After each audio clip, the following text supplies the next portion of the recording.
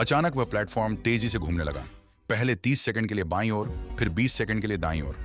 जब वह रुका तो वह पूरी तरह उलझन में था। 4 संभावित दिशाओं में से सिर्फ एक ही दिशा में कूदने का सुरक्षित रास्ता था। दीवार से टकराने का मतलब था 10,000 मीटर की ऊंचाई से गिरकर चकनाचूर हो जाना, और उसके पास यह पता लगाने के लिए सिर्फ 10 मिनट थे। फिर भी कुछ सुराग थे। हर दिशा में कोई ना कोई उसे हिंट देने वाला था। कूदने की जगह तय करने से पहले उसे हिंट देने वाले व्यक्ति की विश्वसनीयता को परखना था। अच्छी बात यह थी कि उसने तुरंत अपने सबसे अच्छे दोस्त की आवाज पहचान ली।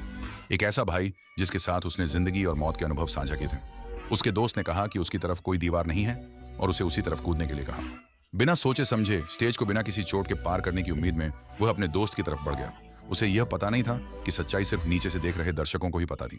उस आदमी का IQ 250 था। फिर भी वह अपने करीबी दोस्त से जानलेवा धोखे का शिकार होने ही वाला था, या कम से कम ऐसा ही लग रहा था। असल में उसके सामने एक ऐसी रुकावट थी जिसे पार करना नामुमकिन था। जैसे ही वह बिल्कुल करीब पहुंचा, वह अचानक रुक गया। स्वभाव से ही शक करने वाला होने के कारण उसे याद आया कि उस सुबह उसके दोस्त को इतनी बुरी तरह पीटा गया था कि उसे खांसने पर खून आ रहा था। तो फिर वह यहां गेम में हिस्सा क्यों ले रहा था? पक्का कुछ तो गड़बड़ थी। उसने अपने दोस्त से चश्मा उतारने के लिए कहा। इससे नकली दोस्त मुश्किल में पड़ गया, क्योंकि दीवार के पीछे वाला व्यक्ति असल में उसका दोस्त था ही नहीं। असली दोस्त तो अभी अभी इन्फर्मरी से भागा था। पता चला कि उस आदमी ने उसी सुबह अपने दोस्त को धमकाकर उसकी आवाज की नकल क्लोन करने पर मजबूर किया था। अब वह कंप्यूटर पर टाइप करके आसानी से अपने दोस्त की तरह बोल सकता था। कोई चारा ना होने पर नकली दोस्त ने कहा कि उसने चश्मा उतार दिया है। तब मुख्य किरदार ने उससे फ्रेम पर छपे साइज और नंबरों को चेक करने के लिए कहा। जब नकली दोस्त से गलती हुई तो वह आदमी पूरी तरह हैरान रह गया। उसे अपने दोस्त के चश्मे के खास माप कैसे पता हो सकते थे? उसने यह कहकर बात बनाने की कोशिश की कि लंबे समय तक इस्तेमाल से नंबर मिट गए हैं, लेकिन ऐसा आम बहाना किसी को भी बेवकूफ नहीं बना सका। उस सुबह जब उसके करीबी दोस्त की पिटाई हुई तो उसका चश्मा जमीन पर गिर गया। कहानी के मुख्य किरदार ने उसे उठाया और ध्यान से देखा। फ्रेम पर लिखे नंबर साफ दिख रहे थे, इतने साफ कि खुद चश्मे के मालिक को भी नहीं पता था कि उस पर क्या लिखा है। इसलिए मुख्य किरदार को तुरंत समझ आ गया कि वह आदमी बहरूपिया है। उस आदमी ने अपनी बात रखने की कोशिश की और पूछा कि उसकी आवाज के बारे में क्या कहा जाएगा। हालांकि मुख्य किरदार का सामना पहले भी धोखाधड़ी करने वाले गिरोहों से हो चुका था और वह आवाज बनाने और नकल करने वाली टेक्नोलॉजी के बारे में जानता था। घबराहट में उस आदमी ने मैसेज भेजते समय टाइपिंग में गलती कर दी, जिससे वह तुरंत पकड़ा गया। फिर भी अभी 3 और सुरागों की पुष्टि होनी बाकी थी। हैरानी की बात यह थी कि अगली आवाज उसके कॉलेज की ही एक क्लासमेट की निकली। उसे उम्मीद नहीं थी कि कोई अमीर कंपनी उसे नुकसान पहुंचाने के लिए जान पहचान वालों का इस्तेमाल करके इतनी घटिया चालें चलेगी। हालांकि क्लासमेट ने जोर देकर कहा कि वह चाहता है कि मुख्य किरदार जीते और दावा किया कि उसकी लोकेशन एक सेफ जोन है। लेकिन दोस्त के साथ हुई पिछली घटना ने मुख्य किरदार को और भी सावधान कर दिया था। सुनहरे बालों वाले आदमी ने भावुक अपील का भी सहारा लिया और उसे याद दिलाया कि कैसे वे कभी अपनी क्लास के सबसे होनहार छात्र और करीबी दोस्त हुआ करते थे और साथ मिलकर सफलता पाने की कोशिश करते थे। मेल लीड के मन में अचानक भावनाएं उमड़ी और वह आगे बढ़ने लगा। लेकिन सुनहरे बालों वाली लड़की के मन में उसके लिए गहरी नफरत थी। उसने हमेशा उसे टॉप पर जाने से रोका था और उसे हमेशा दूसरे नंबर पर ही रखा था। वह उसे हराने का यह अनोखा मौका हाथ से जाने नहीं देना चाहती थी। फिर भी स्वभाव से ही शक करने वाला होने के कारण मेल लीड आखिरी पल में अचानक रुक गया। उसने कहा कि घूमने की वजह से उसका संतुलन बिगड़ गया है और उसने लड़की से कहा कि वह देखे कि उसके पैर सीधे सामने की ओर हैं या नहीं, ताकि वह गलत दिशा में न कूद जाए। ऐसी गुजारिश को मना न कर पाने के कारण वह उसके खड़े होने के तरीके को देखने के लिए आगे बढ़ी। उसके घुटनों को सामने की ओर देखकर उसने पुष्टि की कि दिशा सही है और उसे कहा कि वह कूद सकता है, लेकिन ऐसा करते ही वह उसके जाल में फंस गई।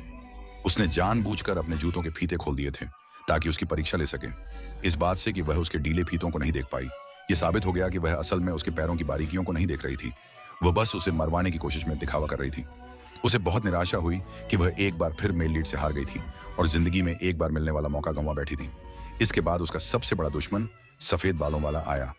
यह आदमी जितना होशियार था उतना ही चालाक भी था। इसलिए मेल लीड ने कोई औपचारिक बातचीत नहीं की। उसने जमीन पर एक सिक्का रखा और अपने दुश्मन से पूछा कि वह बताए कि यह 10 युआन का सिक्का है या 100 युआन का। दूसरे व्यक्ति ने सीधा जवाब देने से इनकार कर दिया और इसके बजाय मुख्य पात्र को परेशान करने के लिए मजाक उड़ाने लगा। उसने जोर देकर कहा कि उसकी जगह एक सेफ जोन है, चाहे तो उसे ले लो या छोड़ दो, लेकिन चेतावनी दी कि समय खत्म होने पर मुख्य पात्र को कूदना होगा। फिर भी मुख्य पात्र सिक्के की कीमत जानने पर अड़ा रहा। सफेद बालों वाले व्यक्ति ने दावा किया कि तेज रोशनी के कारण कुछ भी देखना असंभव था।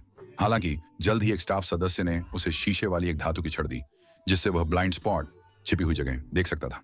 सफेद बालों वाले व्यक्ति ने तुरंत कहा, यह 10 युआन नहीं है, न ही 1 युआन, ये 50 है। मुख्य पात्र हैरान रह गया। क्या वह जगह सचमुच एक सेफ जोन हो सकती थी? फिर भी पूरी तरह से पक्का करने के लिए उसने एक आखिरी दिशा में जांच की और वहां मौजूद व्यक्ति से सिक्के की कीमत पूछी। लेकिन जो व्यक्ति आगे आया वह रेफरी निकला। उसने भी बकवास की और दावा किया कि उसे सिक्का बिल्कुल दिखाई नहीं दे रहा है। मुख्य पात्र पूरी तरह उलझन में पड़ गया। पिछले तीनों लोगों का उससे निजी संबंध था, जबकि रेफरी को उसे धोखा देने से कोई फायदा नहीं होने वाला था।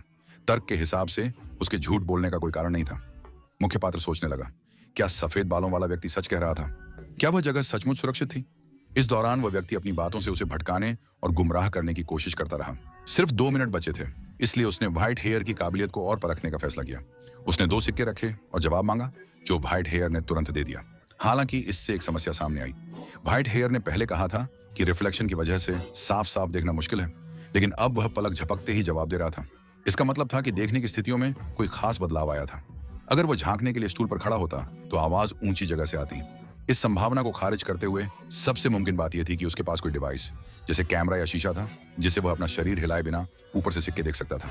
फिर भी आखिरी बार पक्का करना जरूरी था, इसलिए मुख्य किरदार ने 2 बार और सिक्के रखे और जैसा सोचा था दूसरी तरफ से तुरंत जवाब मिला। तभी आयोजक की आवाज ने उसे जल्दी करने को कहा, क्योंकि समय खत्म हो रहा था। इसलिए मुख्य किरदार ने आखिरी बार सिक्के रखे। व्हाइट हेयर ने स्थिति को परखा और तुरंत जवाब दिया, लेकिन ऐसा करते हुए उसने अनजाने में एक समस्या उजागर कर दी। सिक्का साफ तौर पर उसकी ओर था। सामान्य परिस्थितियों में सिक्के को देखना असंभव होता जब तक कि कोई उसे ऊंचाई से न देख रहा हो। इसका मतलब था कि उसकी स्थिति निश्चित रूप से सुरक्षित क्षेत्र में नहीं थी। वह तेजी से रेफरी की ओर कूदा और सफलतापूर्वक मंच पार कर लिया। हालांकि अचानक एक गुर्गा प्रकट हुआ, जो अध्यक्ष के अधीनस्थ होने का नाटक करते हुए उसे प्रोत्साहित कर रहा था, जबकि वास्तव में वह एक बड़े गड्ढे को छिपा रहा था, जिसका उद्देश्य उसे उसमें गिराना था। गुर्गे ने उसे अपनी ओर खींचने की कोशिश की, लेकिन नायक ने तुरंत जाल को भांप लिया और इसके बजाय गुर्गे को ही गड्ढे में धकेलने ही वाला था। नायक ने सोचा कि जब तक वह अपना हुड पहने रहेगा, वह बिल्कुल भी आंख बंद करके आगे बढ़ने का जोखिम नहीं उठाएगा। इसके अलावा चूंकि उस जगह को चलाने वाले बूढ़े व्यक्ति को दूसरों को कष्ट में देखना पसंद था, इसलिए वह निश्चित रूप से बिना किसी विभाजन वाली जगह को चुनता, ताकि सबसे अच्छा नजारा मिल सके। जिस क्षण बूढ़े व्यक्ति ने उसे पहले आगे बढ़ने के लिए प्रेरित किया था, नायक को एहसास हो गया था कि यह तरफ सुरक्षित रास्ता है और बॉस के देखने की मुख्य जगह भी। बॉस मुस्कुराया और उसे कहा कि ज्यादा घमंड ना करे। आसपास इतने सारे कॉम्पिटिटर थे कि कभी ना कभी उसे हरा दिया ही जाता। इसके बाद मुख्य किरदार अगले राउंड में पहुंच गया। जब सफेद कपड़े पहने लड़के की बारी आई तो मुख्य किरदार उसे सोच समझकर कदम उठाने के लिए कहने के लिए तेजी से आगे बढ़ा, लेकिन गार्ड्स ने उसे तुरंत धक्का देकर हटा दिया। इस दौरान उसकी जेब से एक सिक्का गिर गया। असल में मुख्य किरदार ने जानबूझकर ऐसा किया था। सिक्के के गिरने की आवाज का मतलब था आईना, मिरर, जिससे वह लड़के को यह संकेत दे रहा था कि उसका विरोधी अपनी ब्लाइंड स्पॉट, जहां से दिखाई न दे, को छिपाने के लिए आईने का इस्तेमाल करेगा। मुख्य किरदार बस यही उम्मीद कर सकता था कि लड़का इशारा समझ जाए। फिर भी थोड़ी ही देर बाद लड़का अचानक आगे बढ़ा और सिर्फ 45 सेकंड में स्टेज पार कर लिया। उसने मुख्य किरदार का इशारा तुरंत समझ लिया था। हालांकि बाद में लड़के ने कहा कि ऐसी उबाऊ गतिविधियों से बचना ही बेहतर है, क्योंकि वे पूरी तरह से बेकार थी। मुख्य किरदार यह जानने के लिए उत्सुक था कि दूसरे व्यक्ति ने इतनी जल्दी स्टेज कैसे पार कर लिया, इसलिए वह तुरंत उन अधेड़ उम्र के लोगों में से एक के पास गया जो हिंट देते थे। उस व्यक्ति ने समझाया कि खिलाड़ी शुरुआत में हाथ जोड़कर झुकता था और हिंट देने वाले से पूछता था कि क्या उसके अंगूठों के सिरे आपस में जुड़े हुए हैं या अलग अलग हैं। इस तरीके से वह अपने सिर का इस्तेमाल करके ऊपर लगे शीशे को ब्लॉक कर देता था, जिससे चीटिंग नहीं हो पाती थी, और साथ ही पार्टीशन के खुले हिस्से और किनारों से भी नजर नहीं आ पाती थी। अंगूठों के सिरे सिर्फ सेफ जोन से ही दिखते थे, जहां से देखने का रास्ता पूरी तरह साफ था। यह सुनकर मुख्य किरदार हैरान रह गया। उसे एहसास हुआ कि बॉस का पहले किया गया मजाक बिल्कुल सही था, और यह कि सफेद कपड़े पहने उस नौजवान के हाथों उसका मारा जाना तय था। और भी अजीब बात यह थी कि उस नौजवान ने अपनी टीम के साथियों को रिश्वत देने के लिए सुनहरी अंगूठियों, जिनमें से हर एक की कीमत 10 मिलियन थी, का इस्तेमाल किया और उनमें से हर एक को एक एक अंगूठी दी। सिर्फ मुख्य किरदार ही सच्चाई समझता था। भले ही ऐसा लग रहा था कि वह उन्हें लेवल अप करने में मदद कर रहा है, लेकिन असल में वे महज कैनन फॉडर, बेकार की बलि का बकरा से ज्यादा कुछ नहीं थे।